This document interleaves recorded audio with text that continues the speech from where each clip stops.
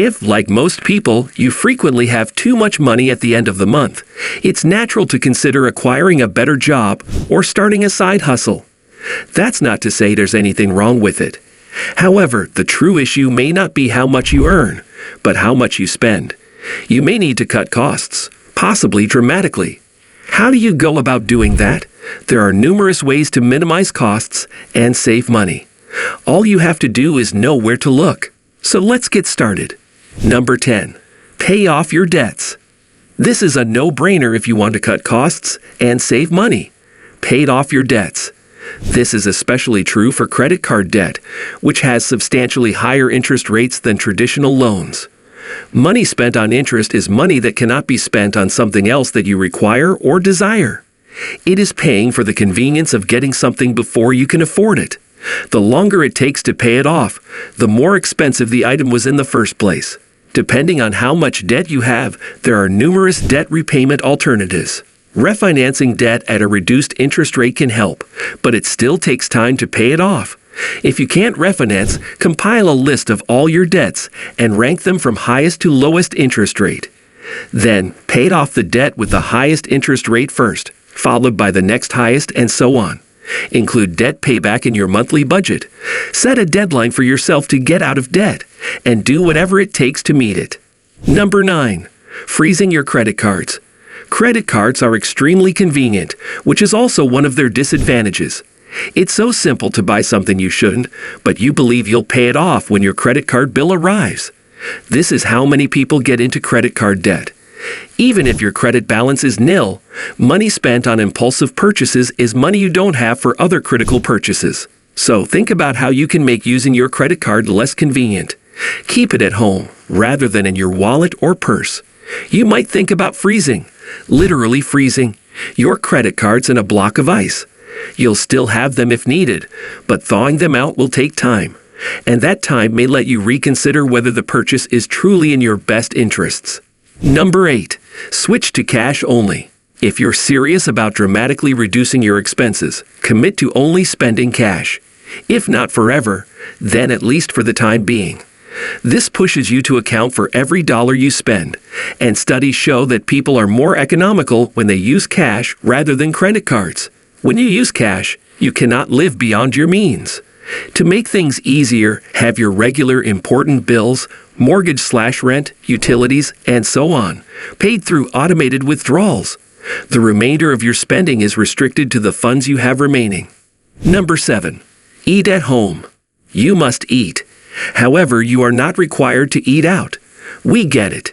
Eating out or ordering takeout food saves time, and is certainly tastier than what comes out of your kitchen. However, it is far more expensive. A lot. You don't have to go on a full-fledged Dave Ramsey rice and beans and rice diet to make a significant difference in your bottom line. However, you must make cuts. You lack confidence in the kitchen. There are numerous cookbooks and YouTube videos available for novices.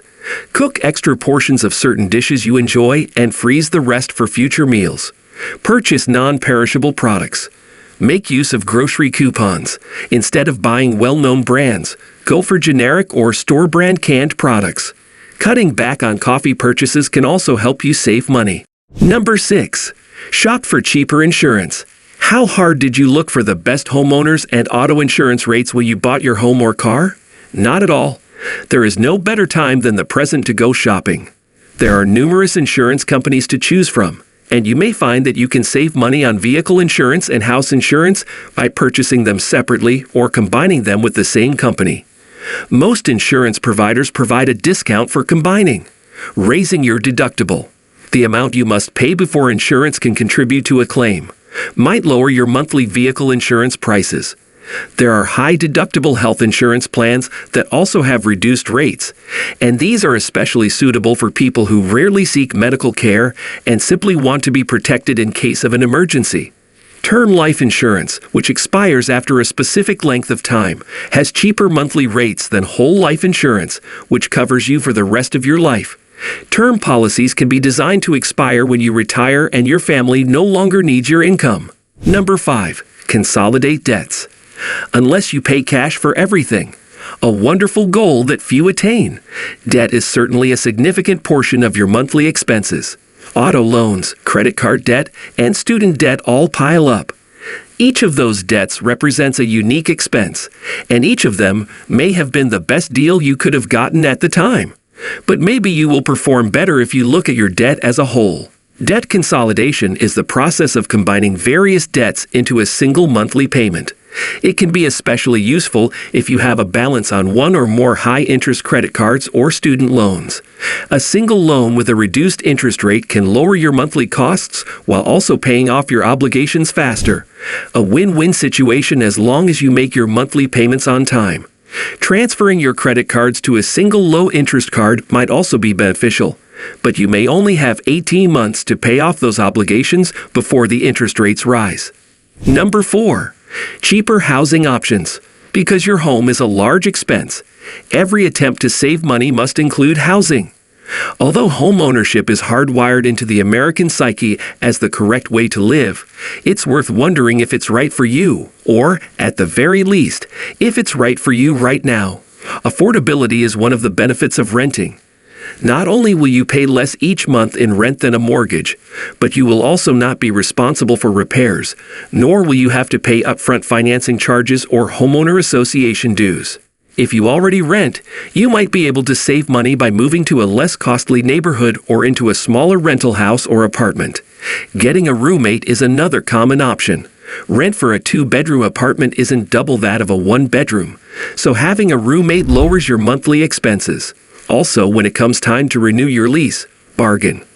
Landlords prefer to keep good tenants because if you leave, they'd lose money on your flat while it is vacant. Number 3. Update subscriptions. Here's an easy one. Are there any periodicals, streaming services, or memberships that you no longer use? They should be canceled. Have you utilized this product or service in the last few months? Can you discover a less expensive version? Take it away. If you discover that you missed it, you can always resubscribe when your finances are less tight. Drop any email newsletters or merchandise catalogs that entice you to make impulse purchases, All right, let's even jump if they right are into it. directly costing you money. You may sign up again in the future, but you must deal with the situation now. Number 2. Create a budget. At its most basic, building a budget entails 3 steps: knowing how much you earn, understanding how much you spend, and making a strategy to spend less than you earn so that you can save the difference. The significance of budgeting is that once you know your income and expenses, you can prioritize your spending to achieve your goals. Although keeping records that account for every dollar is prudent, it is not for everyone. Another method is to use the 50 to 30-20 rule. Set aside 50% for necessities, basic housing, utilities, insurance, food, clothing, taxes, and debt payments. 30% for wants, dining out, entertainment, and luxury, and 20% for savings. It will take willpower on your part not to spend the portion set aside for savings. You can accomplish it, though, if you explore carefully for methods to minimize costs. Number 1. Keep track of your spending habits. If you've ever had a toddler in the house, you know how quickly they may vanish if you don't keep an eye on them. Money, too, is like that. The solution is straightforward, but it needs perseverance. Keep a written record of your spending. It's practically impossible to know where your money is going if you don't know where it's going. To be clear, we mean everything, including the $1 you spent on a soft drink. Simply doing so will cause you to reconsider if you really need to make that investment. Make use of a journal, spreadsheet, or money app. Do this for at least 1 month, preferably 2 months, and you'll have all the information you need for the next step in the process. That concludes the video. I hope you like it. If so, please let me know by giving it a thumbs up and remembering to subscribe. Thank you for watching. We'll see you next time.